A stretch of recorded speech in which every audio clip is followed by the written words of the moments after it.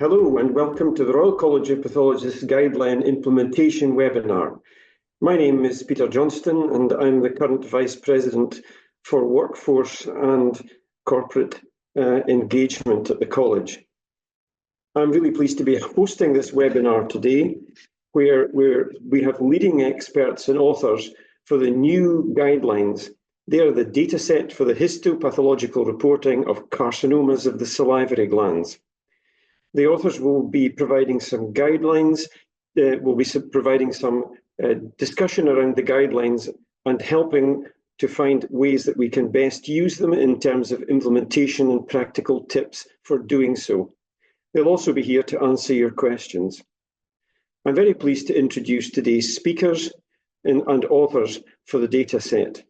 They are Professor Ali Khurram and Dr. Asterios Triantafyllou.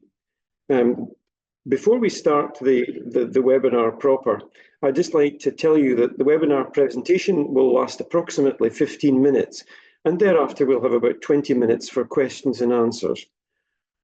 All the participants will be muted, so if you want to ask a question, please use the Q&A function which you'll find at the bottom of your screen. We will then pick up those questions and present them to the authors. So without further ado, I'd like to kick off by welcoming our speakers. Over to you, Ali. Thanks a lot, Professor Johnston. Let me just share my slides.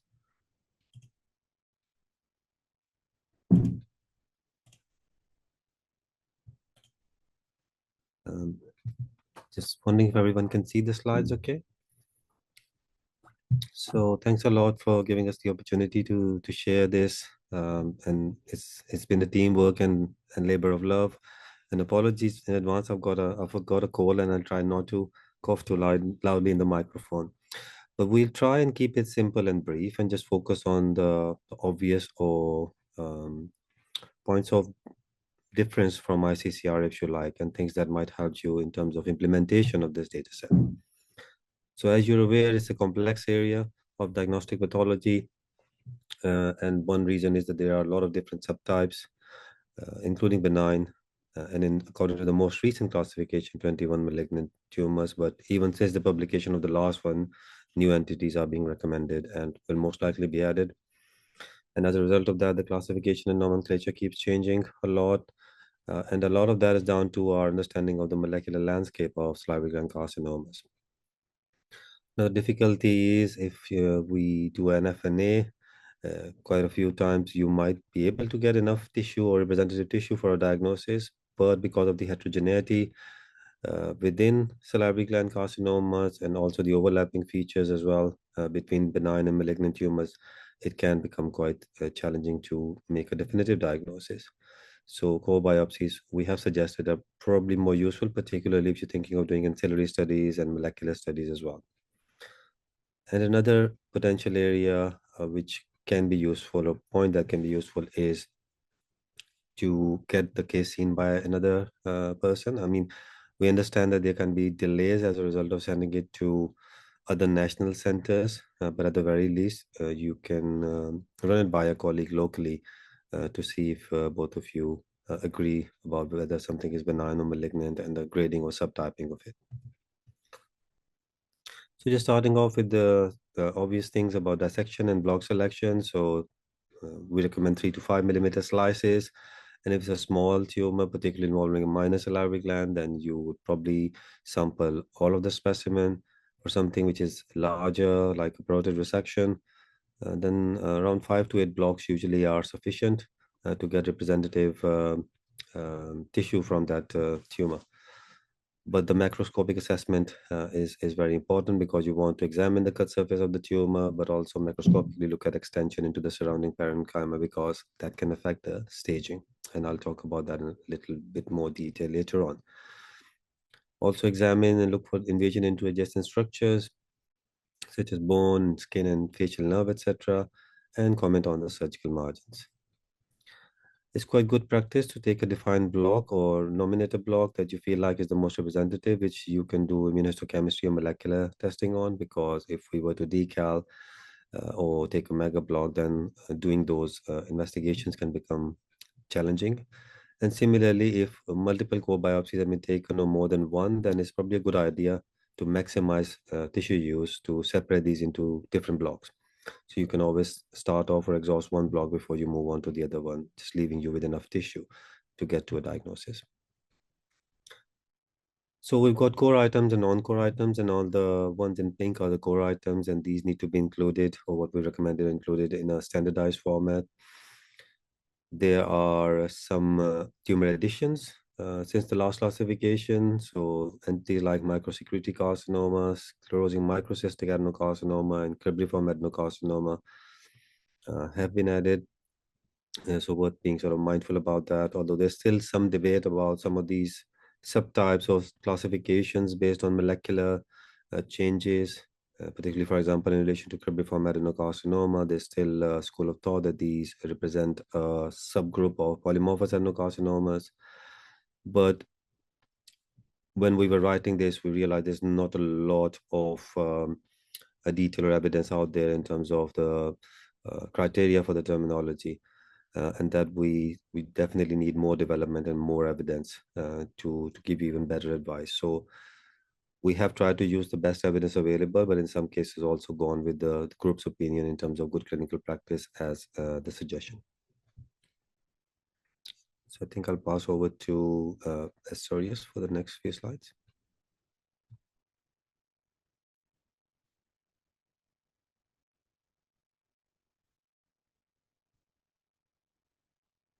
Camera and microphone working?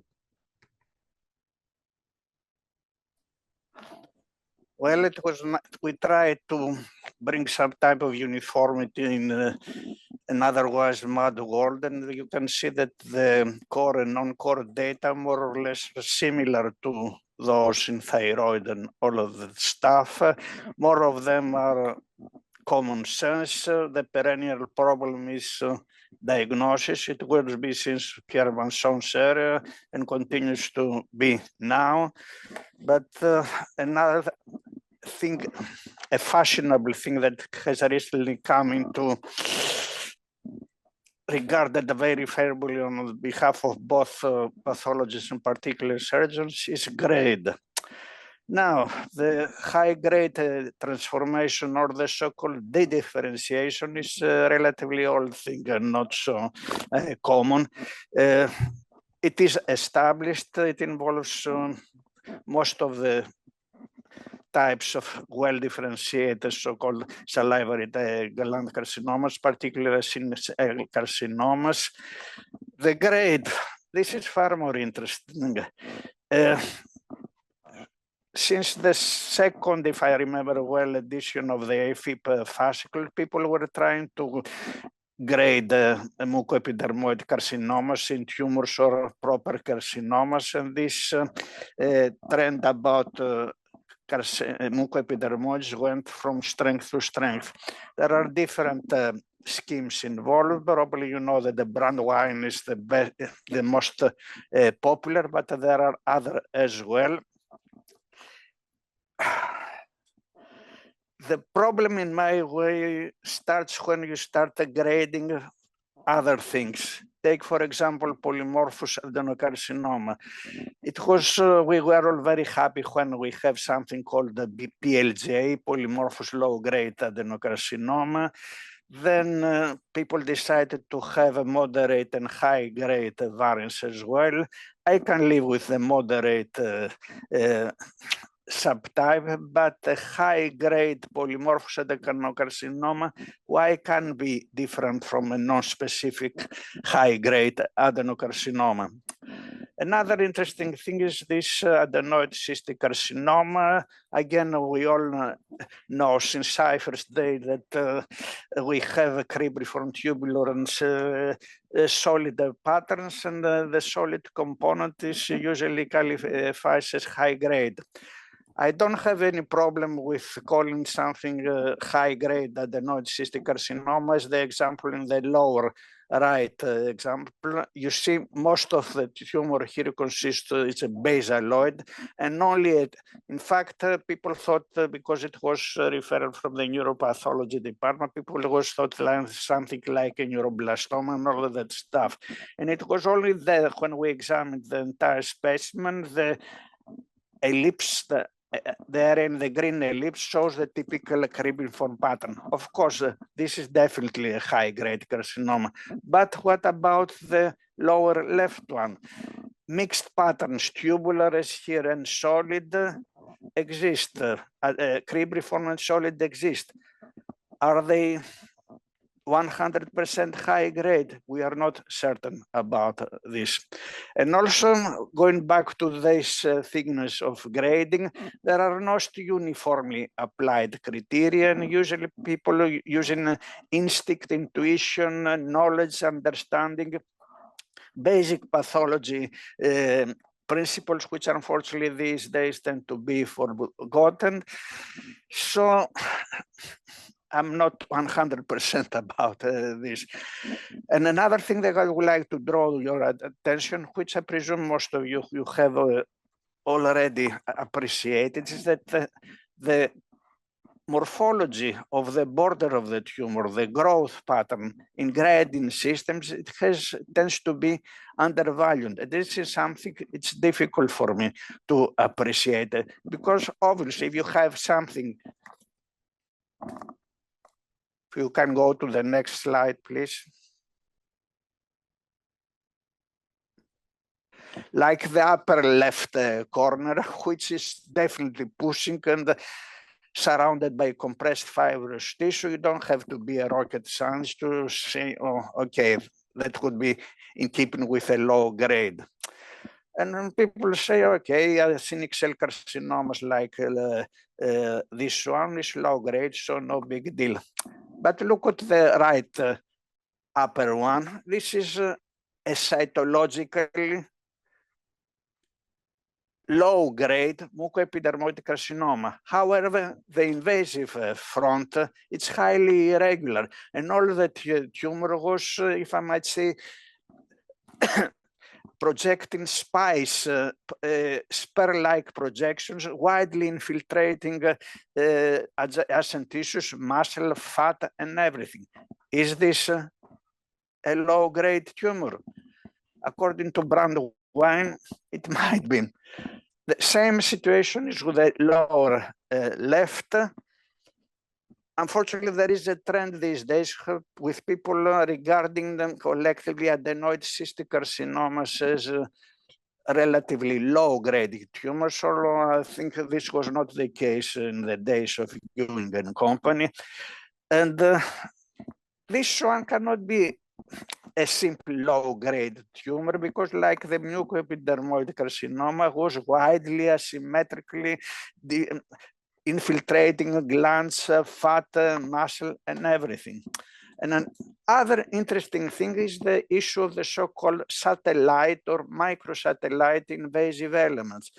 In the upper part of the lower right picture, you have a typical otherwise adenoid cribriform adenoid cystic carcinoma with a pushing, I give you this growth, the infiltrative growth pattern. However, you see it throws a tiny microsatellite, which was, if I remember well, about 1.5 millimeter ahead of the main front. And these things tend to be discarded. My policy regarding this is to report the growth pattern, mention the presence of micro or conventional satellites, and then give the measure between the main mass and the satellite elements. Next one. And I think it's you now, Yeah. Arne. Okay. So as I mentioned that when you are doing the macroscopic examination and sampling, it's important to establish the extent of invasion at that time, because tumors can be upstaged T2s to T3, and that is completely dependent on the macroscopic extension. And if you just see microscopic extension, that will not affect the staging. So it's quite important to keep that in mind when you are sampling. And in terms of carcinoma XPA, of course, this is important in terms of the different categories. You've got the intracapsular one with no convincing evidence of invasion beyond the capsule, the minimally invasive one, which is less than 6 millimeter, and the invasive or widely invasive one, which is 6 millimeter or more. And on paper, this looks good and easy, but sometimes it can be quite difficult to know where to start that measurement from. That can be a little bit of a challenge, but there is evidence to suggest that the intracapsular or minimally invasive ones have got a better prognosis, much more so than the invasive subtype. So it's definitely something worth keeping in mind and commenting on.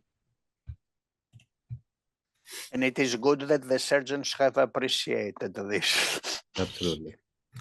And then another thing is perineural. And another thing, sorry, Ali, regarding the so-called extraglandular extension, which is very big, you know, thyroid and everything, whatever.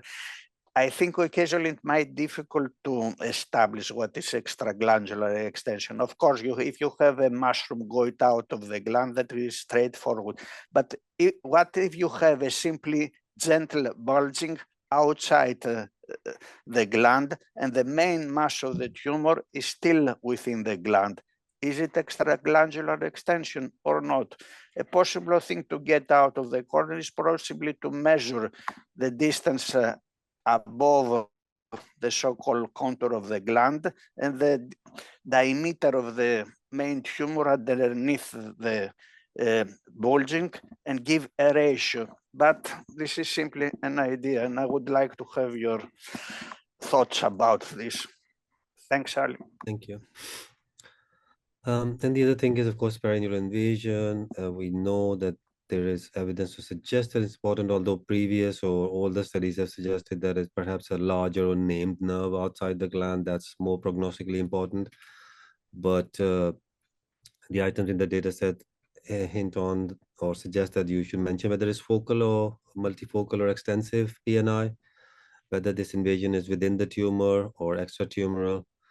And yes, you can use things like S100 immunohistochemistry to identify some of those nerves and potential perineural invasion, but it's quite important to be mindful of the fact that S100 can stain a lot of things in salivary gland carcinomas, including myoepithelial cells, and other tumors like secretory carcinomas can be diffusely positive as well. And then, of course, lymphovascular invasion is associated with an increased risk of recurrence. So it's definitely worth commenting on that. Asterios, I think you had a comment here about thyroidization. Do you want to add something? Yeah, when I was trained as a pathologist, at that time we did not have the so-called thyroidization criteria, you know, endothelialization of the deposit or microthrombosis and things like that. That particular example, probably, believe it or not, is almost 35 years old. It's probably the first carcinoma explomorphic adenoma had the diagnosis. It had widespread vascular dissemination.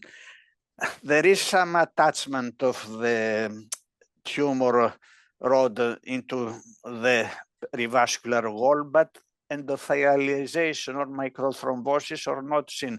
So I'm not sure if the thyroid people would call this as a frank vascular metastasis, but unfortunately this pattern is often seen disseminated in some types of salivary gland tumors. So I think even if you don't have the endothelialization or the microthrombi or whatever, I think it is safe to call it vascular invasion. Again, your thoughts are welcome. Yeah. Thank you. I think it's over to you now. Is it yours or mine? Right. Yeah. So margin status. Thankfully, the surgeons are not particularly keen about this one. You know what is the reason, because often regarding parotidectomies, these are superficial specimens, and they know that the so-called deep margin of the resection coincides with the boundary between superficial and deep lobe. Okay, I presume you can measure the distance between the border of the tumor and the surgical excision, and this border is indicated by the arrows in the upper left and upper right specimens. What is more my view to this is, and often is a common experience, it's that what I conventionally describe is that the border of the tumor coincides with often with the surgical excision. And surgeons appreciate it, but they are asking for more detail, that this border is tumor or just a true or pseudo capsule or whatever. And I think this is good information to give them. And if you said, for example, that the tumor cells, proper tumor cells, not tumor capsule or pseudo capsule, are not on the deep margin, they are more or less happy. Things are far easier than as regards the minor salivary glands, the tumors, lower left and lower right. I think here you can simply apply what we are doing for conventional oral neuropharyngeal squamous cell carcinoma. So we have a deep margin, the green, and the peripheral margins, which are associated with the surface epithelium, which you can see in the left border part of the specimen in the lower left picture. You can do also different things, measure thickness or whatever, but we'll go to this one later on. We have already hinted about the capsule and things like that, and still I'm repeating myself again that this expression tumor border coincides with the excision margin, I think is palatable with the surgeons. Ali?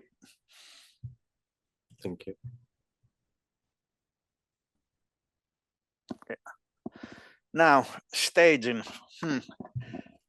PT, of course.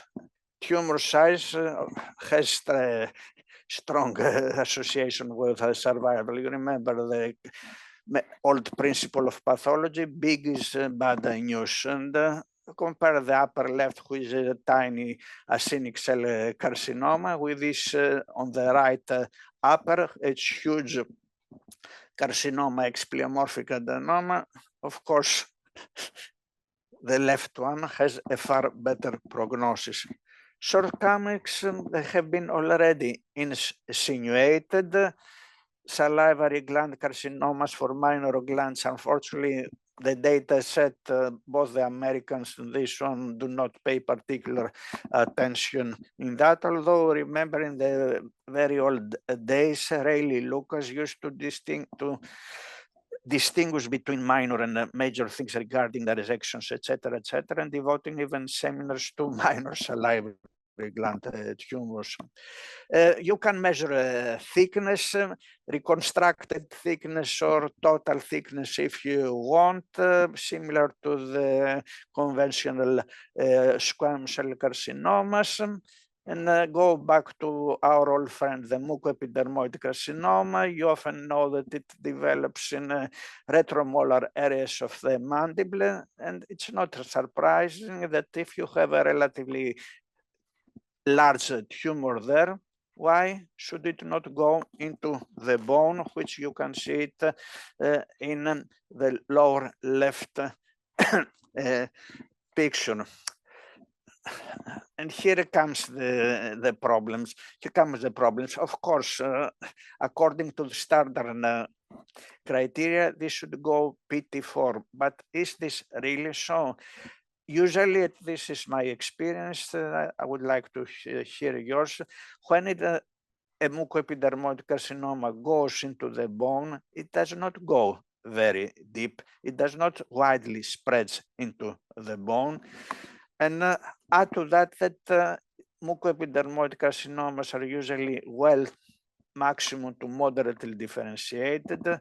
I'm not entirely convinced about the high-grade mucoepidermoid carcinoma, and personally I find it always very difficult to distinguish it from a conventional squamous cell carcinoma that shows mucus cells. Of course, you might say that why don't you do genotypes, genotyping, mumps and all that stuff, but still this is debatable. So if you have a low, moderately differentiated graded mucoepidermoid carcinoma which goes into the bone, my policy is measure the depth into the bone, put the measurement in the report and discuss it in the MDT, and I'm sure despite the prejudice against surgeons, I'm sure that they are reasonable people and they can understand what you say to them. I have already expressed to you my views about high grade and things like that, particularly in relation to mucoepidermoid carcinoma. And I will finish this slide regarding the regional and distance metastasis. I have not much experience with distance metastasis except for 5 or 6 cases.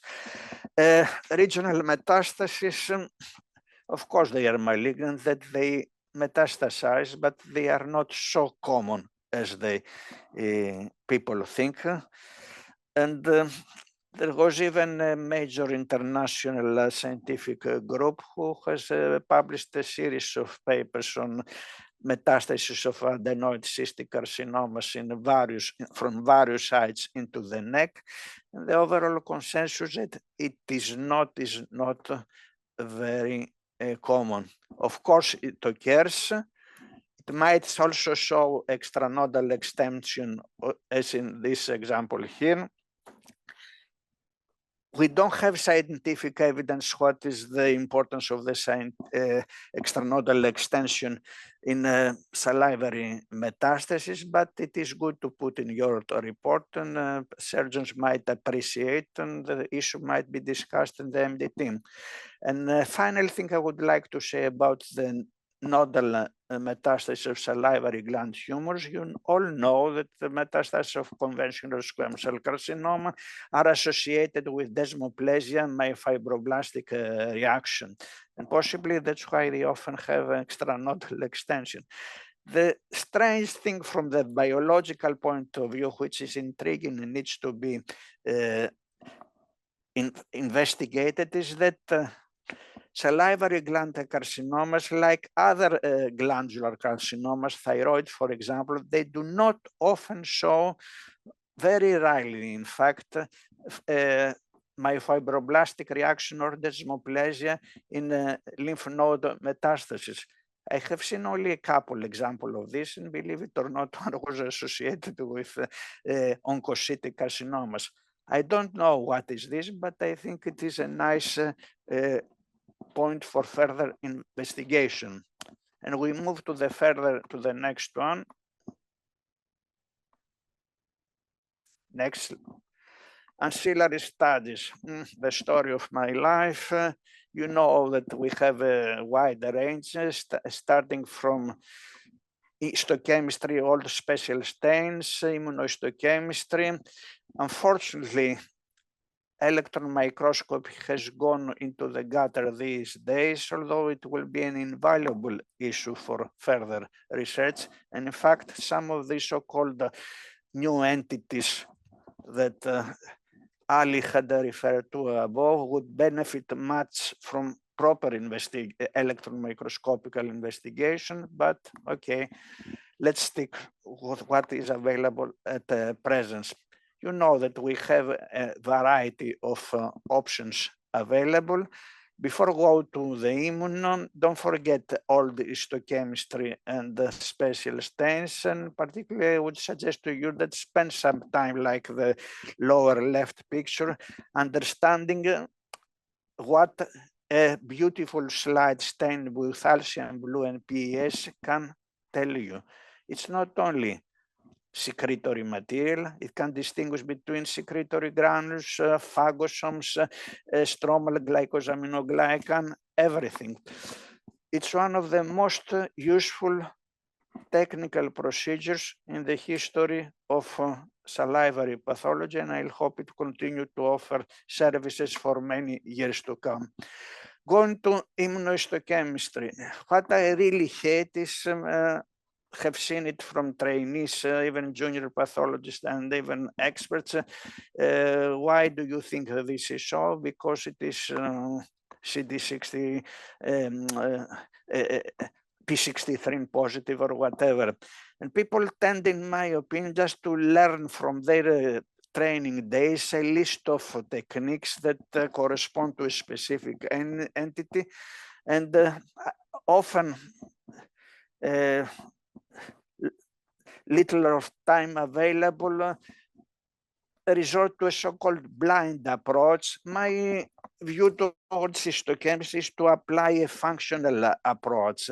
Don't try to use immunohistochemistry to confirm what is your preconceived diagnosis, but study the tumor, study the phenotypes.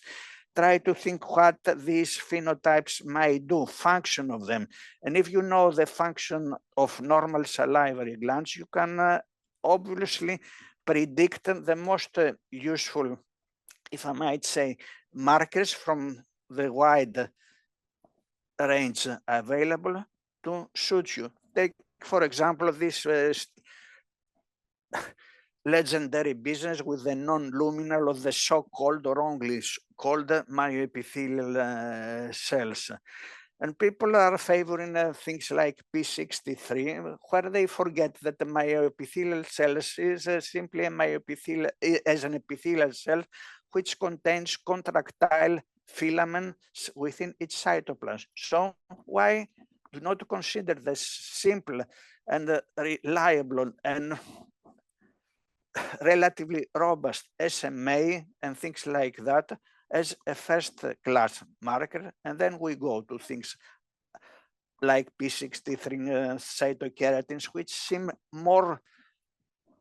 less specific, if I might say, from a functional point of view. Another example, the upper left picture.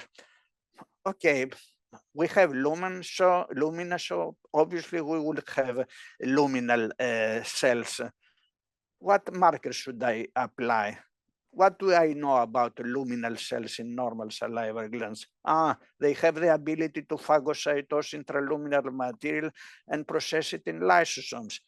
Or they bear calcium activated chloride channels. So why should not I do a marker for lysosomes, for phagosomes like CD63, or the dog one for this chloride channel? And it's not obvious that these things would be selectively picked up.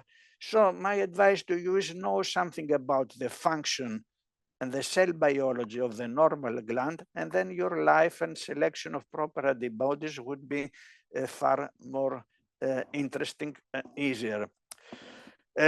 It's not, and we'll finish, it's not a totally, if I might say, magic bullet or whatever. There is much overlapping, and Ali, you want to finish with that?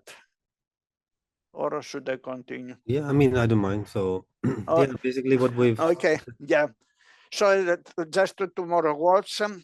Diagnosis of salivary carcinomas, as I told you, exciting, challenging, felt in love with them since the first, my early days in the, as an undergraduate. Excited the people like Ewing, Masson, Foot and Frazel, the first IFIP fascicle, were emphasizing the challenges in this. It is rapidly evolving. I hope that further developments will not include things like picosecretory or nanosecretory carcinomas, although I wouldn't be surprised with the tendencies these days. But I think we start rethinking. We need precise characterization of cell phenotypes, terminology, secretory carcinoma, cribriform carcinoma, even adenoid cystic carcinoma. Ewing was the first to accept these are essentially not very good terms. probably consider family of tumors related to growth pattern and behavior. Surgeons would love this attitude. Possibly adenoid cystic carcinoma, epithelial carcinoma, and polymorphous adenocarcinoma could be grouped under the same family. Also, do not be tempted by this cult of new entities, and we need scientifically critical approach and confirmation. I have already commented on the ancillary studies. Ali was very kind to bring your attention to molecular landscape, but I think molecular biologists and morphologists should better to remain their own expertise. In my old days, morphology experts were happy to defer genes to so-called molecular people. Unfortunately, these days, some of people who have done molecular work on something automatically claim expertise on morphology, which I don't think it's justifiable. Needle core biopsies, again, Ali was kind enough to mention this, but I think it might be very difficult to try to convince surgeons. Regarding that, they're doing what they think is easier for them. And this business about double reporting, I'm not sure about that.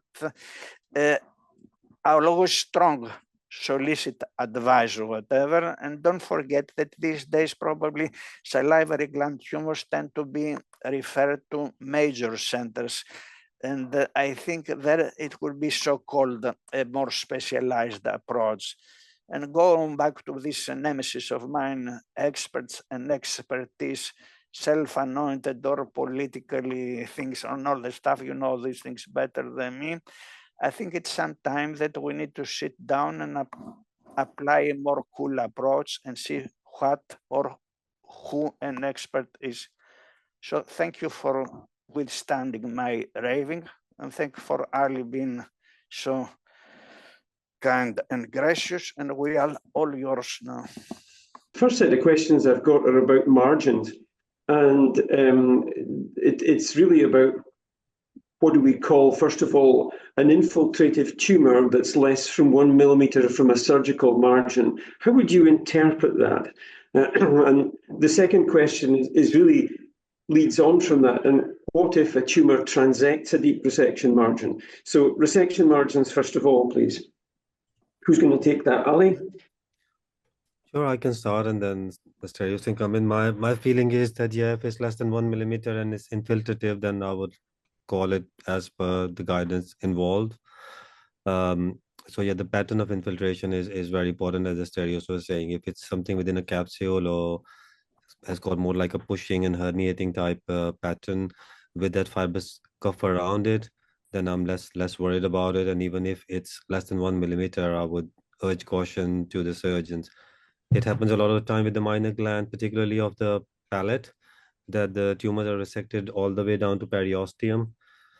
And there's only a thin periosteum between the tumor and the bone, but the scans don't show any bone invasion, in which case it is absolutely fine, in my opinion, to just wait and watch rather than do a maxillectomy on a young patient, because most of these would have been clear. But yeah, it just depends on the case-to-case basis. Asterios?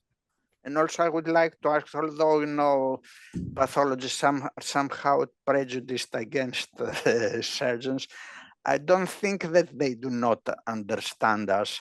So I think in my way, our colleague has mentioned that the infiltrative tumor so-and-so X millimeters from the margin.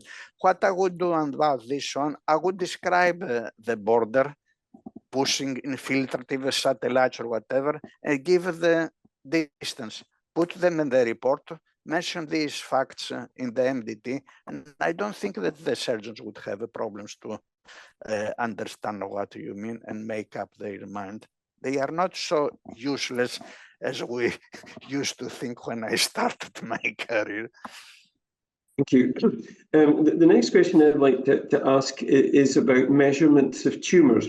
You said during your presentation, I think it was you, Ali, I think, was about the measurements of tumours would be most importantly done macroscopically.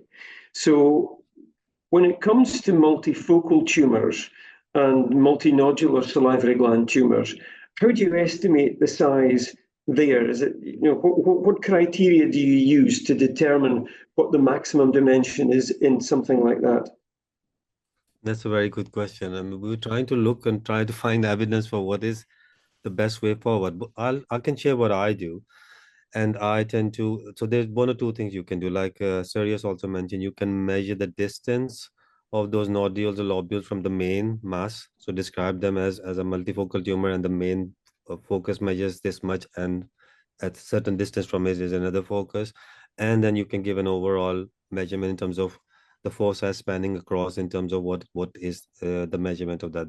That's how I tend to do it. But looking at it, there's not a lot of evidence in terms of what is the best way forward. So I don't know, Asterios, is your practice slightly different to? And also, as you all know, regarding thyroid, which the problem there is far more intense or whatever, they tend to measure and take a SPT, the larger deposit. Regarding the salivary glands, I think usually a similar approach to to Alice. Of course, I have the dimension of the major mass. How many so-called satellites we have? Okay, you understand, if I have 1 million satellites, it's difficult, but usually this is not the case. They are very few in number. So I can measure the diameter of these satellites and the distance of from the main tumor, and give the range of them in the report, mention them again to the MDT, and I'm convinced that the surgeons are not going to crucify you. They understand you. If you are sincere with them, you acknowledge your limitations. Of course, pathologists do not have limitations. We are demigods after all. But trust me, they are intelligent people and they can appreciate what you say to them. Don't try to obfuscate things. Just say what we had done. Yeah, I'd like to move on to just talking about actinic cell tumours for a moment. I have a couple of questions about that. The first is really around what you can get accompanying actinic cells. So can you get carcinoma X pleomorphic adenoma with mucoepidermoid and actinic cell components? And the second question really is about high-grade transformation in actinic cell cancers, which the question is really about they're being misreported, and how then do we register these? So the two questions really with actinic cell and other carcinomas, histology questions. You want me to start, Asterios? Yeah, please. So I feel like that you can identify the difference, because actinic cell carcinoma has got a single cell population, and if it was arising in a carcinoma XPA, then you would definitely have areas with that biphasic population. And most actinic cell carcinomas will be negative for those myoepithelial markers that Asterios mentioned. Even things like V63 are really positive. So I think that does help you identify this as a single cell population rather than something arising in a carcinoma XPA. Then those things like the PSD and DOG1, etc. Now I think there's other markers like NRA3 or something like that, which are quite specific to actinic cell carcinoma, can still help you identify whether it is that and not. I personally believe in the high-grade transformation of actinic cell carcinoma. It's not that common, but you definitely have that background of the very typical actinic cell carcinoma or those granules in the background, and not the typical carcinoma XPA or benign PA-like areas. Yeah, as regards actinic cell carcinoma, I also agree that this is an established thing. And that example I had shown you, in fact, it was the primary, was an established serous solid classical type actinic cell carcinoma, and that the differentiation had happened in the metastasis. Of course, you might claim it was a different clone, but this also can be seen in the primaries. And what is interesting for me that the differentiation of actinic cell carcinoma was originally described when actinic cell carcinomas were not only corresponding to the solid serous variant, but they were including parts like secretory carcinoma, and still, you know, the differentiation, it was very easily to pick up. And so trust me when I say to you that when you see the differentiation, it would be very, very easy to pick up. Now, as going to the carcinoma ex pleomorphic adenoma, so-called great salivary pathologist of my generations always saying that what is carcinoma ex pleomorphic adenoma? Of course, you must have the ghost and the malignant component. But they were saying, do not forget that if you have multiple subtypes, morphological subtypes, even if you cannot see the damned, pardon my French, ghost of pleomorphic adenoma or residual pleomorphic adenoma, you can call it a carcinoma ex pleomorphic adenoma. And the most common things, of course, would be undifferentiated carcinoma, spheroidal carcinoma, or whatever. But often the most classical subtypes can be seen. Adenoid cystic carcinoma, mucoepidermosis carcinoma, acinic os carcinoma, although not so well expanded, but trust me, when you look for ants, you'll find them. Probably, except for the undifferentiated, the most common thing, as you know, is salivary duct carcinoma and myoepithelial carcinomas. And once I have written a paper by so-called experts of today, they had presented a series of around 85 or 90 salivary gland carcinomas, and I was dumbfounded where on earth did they find salivary duct carcinomas, 90 number. And I was nastily surprised when I found that they had included in their specimens not pure salivary duct carcinomas, but salivary duct carcinomas developing in carcinoma ex pleomorphic adenoma. So you can expect to find everything, but the percentages vary. And don't forget what I told you about the multiple subtypes. And tell you a funny story in this one. We had recently, not recently. Sorry, Asterios. Yeah, that's fine. Yeah, we're kind of over time. I was just going to address a question which came in quickly, which does the college encourage molecular testing in fish and cytology samples? I don't think the college has a standpoint on that, except to say that we would encourage people to use locally validated tests. I know we certainly use a lot of molecular tests on lung samples because there's often more material on the FNA or the FNA biopsies than there are on the tissue biopsies that we get as bronchial biopsies, for example. So I think it's a local process. Use what you can where you can, would be my line. But as I say, we don't really have a particular stance on that. Anyway, with that in mind, the time has passed quite quickly, and I would just like to thank you all very much for your participation. Particularly, I'd like to thank Asterios and Ali for their work on the data set, and also I noticed that Keith Hunter, who's one of the other authors in this data set, has been present as well. So thank Keith and Stephen Damato, who have also participated in the writing of these guidelines. And we thank the college for trusting us. Yeah, thank you. I don't know if it was a wise decision, but thank you anyway. I'm sure it was. So that's really all we have time for today. You should know that there will be a recording of this webinar available on the website together with the question and answer. It'll be soon published for you to access again if you want to, and you can tell colleagues who've not been able to be here today that they can access it then. You should also know that the professional guidelines team will be sending round a questionnaire, a short feedback, and we'd like to hear what you think.